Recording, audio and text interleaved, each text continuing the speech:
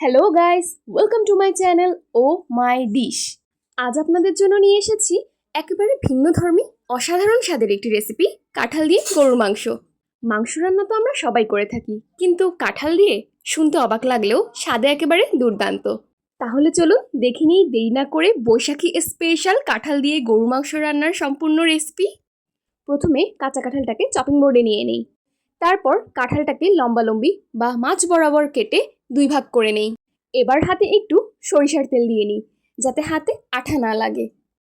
এবার প্রতিটি অংশকেই আরও ছোট করে টুকরো করে কেটে নেব। ছোট ছোট টুকরো করে কেটে নেওয়ার পর খোসাগুলো ছাড়িয়ে নেব, যাতে রান্না করতে খুব সুবিধা হয়। সম্পূর্ণ কাঁঠাল কাটা শেষ। এবার একটি পাত্রে লবণ ও হলুদ দিয়ে দিলাম।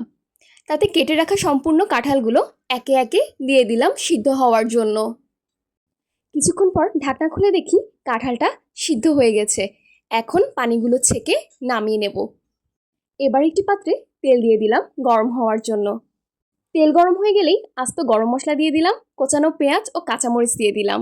এবার হালকা বাদামি হওয়া পর্যন্ত নাড়তে হবে। হালকা বাদামি হয়ে গেলেই আদা বাটা, রসুন বাটা ও গরম মশলা বাটা দিয়ে কিছুক্ষণ মশলাটা কষিয়ে নিতে হবে। ভালো করে নাড়তে হবে, যাতে মশলাগুলো নিচে লেগে না যায়। এবার লবণ, লাল মরিচ গুঁড়ো, হলুদ গুঁড়ো, ধনিয়া গুঁড়ো, সামান্য পানি দিয়ে নেড়ে নেব। যতক্ষণ পর্যন্ত মশলার উপর তেল উঠে না আসে ততক্ষণ পর্যন্ত এভাবে কষাতে হবে। আর এরই মাঝে আমি কিছু গরু মাংস সিদ্ধ করে নিয়েছিলাম, সেগুলো দিয়ে দিচ্ছি। মাঝারি আঁচে গরু মাংসটা ভালোভাবে কষানো হলে রান্নার স্বাদ দ্বিগুণ বেড়ে যায়। এরপর আমি ছোলার ডাল অ্যাড করে দিলাম। ছোলার ডালটাও একটু কষিয়ে আমি ঢাকনা দিয়ে দিলাম। এরপর কিছুক্ষণ পর ঢাকনাটা খুলে দেখি মাংসটা 70% রান্না হওয়া শেষ। ভালো করে আবার নেড়ে চেড়ে দিলাম। এবার সিদ্ধ করে রাখা কাঁঠালগুলো দিয়ে দিলাম। প্রত্যেকটা মশলা, মাংস আর ডালের সাথে যেন কাঁঠালটা মিশে যায়, সেভাবে করেই ভালো করে নেড়ে দিয়ে ঢাকনা দিয়ে দিলাম। এবার আমি কাঁঠাল তরকারিতে ঝোলের জন্য পানি দিয়ে দিলাম। এরপর ভালো করে নেড়ে চেড়ে দিলাম সবগুলো। কিছুক্ষণ পর ঢাকনা খুলে দেখি কাঁঠাল থেকে বেশ ভালোই পানি বের হয়েছে আর খুব সুন্দর স্মেল আসছে। এবার আমি আরেকটু নেড়ে চেড়ে ঢাকনাটা দিয়ে ঢেকে দিলাম। এবার একটি কড়াইয়ে তেল দিয়ে দিলাম।